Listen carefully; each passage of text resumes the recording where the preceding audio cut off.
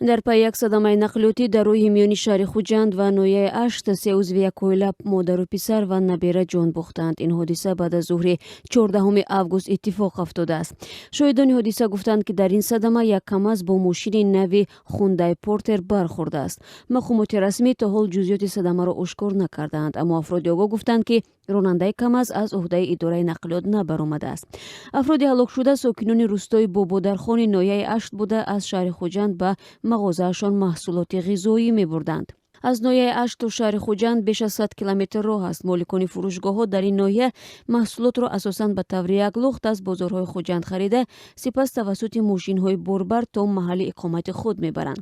Мақомот мегӯянд, ки танҳо дар соли гузашта дар натиҷаи садамаҳои нақлиётӣ 427 нафар ҷон бохта, 1419 нафари дигар аз ҷумла кӯдакон маҷрӯҳ шуданд.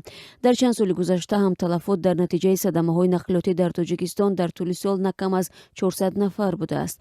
соли 2015 446 нафар, соли 2014 449 нафар ва соли 2013 472 нафар дар роҳҳои кишвар ҷон доданд.